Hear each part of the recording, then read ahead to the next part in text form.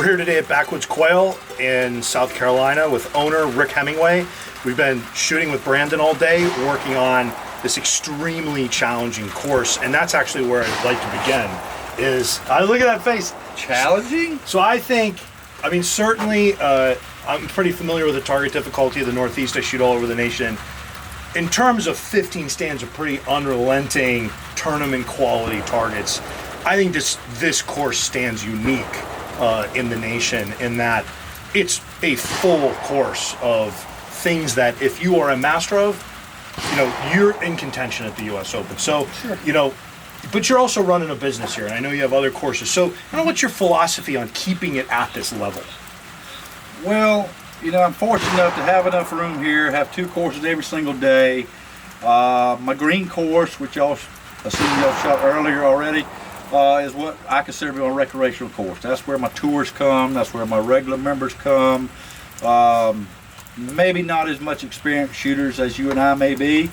That's where I spend most of the time, and that's where I probably get 85% of my targets thrown on that course every single day.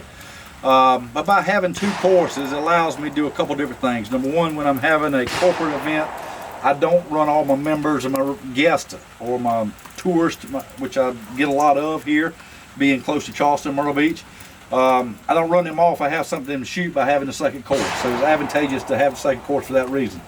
The second reason is because we get a fair amount of tournament shooters like myself. Brandon's one of them that may come over periodically and practice. And we keep this course to what I consider to be U.S. Open level. Regional U.S. Open, anywhere along in there, it could be that level.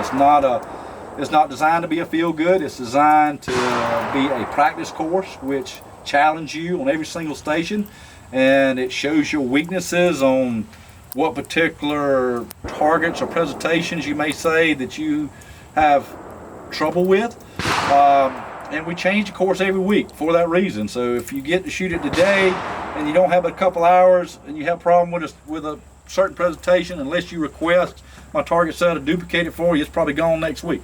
And that's why we get a lot of business on this course, because the ones come out here like the challenge, and the course changed every week. So they're always getting something new, and they're always excited to come back every week to see what we've done, changes, and that type of stuff.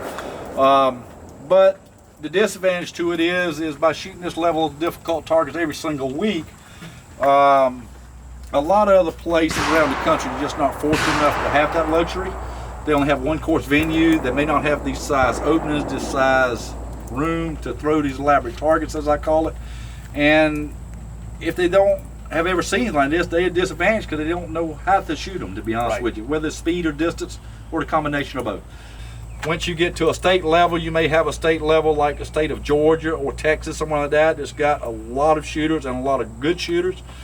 That's a level that would be expected. The level of difficulty there would probably be greater than what I would set in a couple of weeks in Montana State, just because I know the customer base and the skill level of shooters. Not down in them, it's just not 50 of the top shooters in the country and in every class, not just overall, but in every class in the state of Georgia that could win on national level. Look, So you guys have a Sunday shoot, and you have, we have some former world champions and All-Americans show up for our Sunday shoots back east, but you guys have the top 4 out of 5 guys in the game often, right? So it's a much different level, and it's all out here. It's all out here. Everything from 50-yard dome crossers to turkey simos to some real nuance. Some real nuance, but with a little more distance than you see. I mean, you got a 95-foot tower off of a fire truck here. I don't think I've never seen that. Where'd the fire truck come from? This particular course has 3 lifts. It has 2 50-foot lifts and a 95. Very few courses even have a lift. Most of have 3 of that magnitude. I bought this on Marketplace. So this is going to be a regular fixture? Absolutely. As long as we can keep it running. It's in really good shape, and this is the first week we've got it in play, and we're excited about introducing it to the course, something new, and that's what we're always trying to do here. We're always trying to come up with something better and different for the shooters and the customers, and that's the way we're programmed, to be honest. It's going to be easy to drive it around. Absolutely. Yeah, it's easy to move, but it is pretty heavy. I've been told it weighs 76,000 pounds, so it's got to stay on the gravel roads. Yeah. But what's great about, this is a great example of what I'm talking about. If you come out here, it's a 95-foot tower. But the difficulty of this stand actually isn't driven by its height or distance.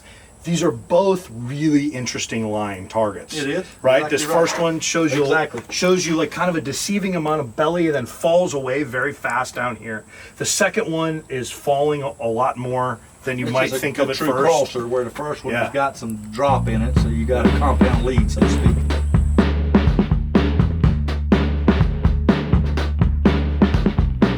I think a good course is a good mixture of all different presentations you can throw, and I've trained my staff on that because I let them turn them loose, let them come out here and set the courses, then I'll come back through and shoot it myself and tell them what I don't like and why I don't like it, and that's the way I've taught my staff, and it's right or wrong, that's what we do, and it seems to be well received among shooters. And Evan's been hanging out with us today, and I've actually been really impressed with his knowledge of the game. Mm-hmm. He's not just out here setting targets; like, he's out here really thinking about it. exactly, and he's getting feedback from y'all, and that's how we all learn. That's his job, is to figure out what y'all like and don't like, and try to keep everybody happy and challenge at the same time.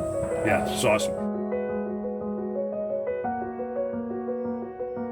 Being the ability, we talk about this a little bit today with Brandon, the ability to stand outside the box and say, all right, I've really got to let go here, versus, you know what, I can be a little, it's actually going to be less risky to be a little conscious here. And figuring out where on that scale you have to be, that's a real skill that takes a lot of experience, right? Does.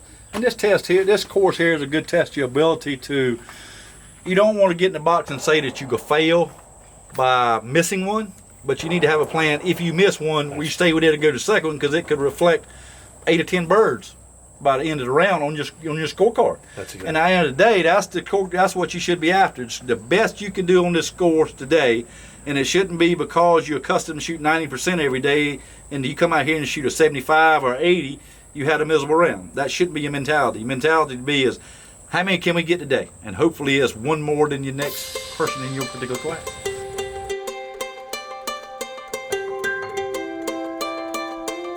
Thank you so much for your hospitality today and having us here. And honestly, if you want to take your game to the next level, you gotta come to places like this and shoot this level of targets, because shooting well, you want to shoot well at the regional level, or if you want to shoot well locally, you got to be able to shoot good at the regional level. You want to win regionally, you got to be able to come out and shoot at a target on a course like this and be able to shoot well, right? And constantly kind of push your confidence to the point where when you're outside the box at the level you really want to do well, you're comfortable and confident.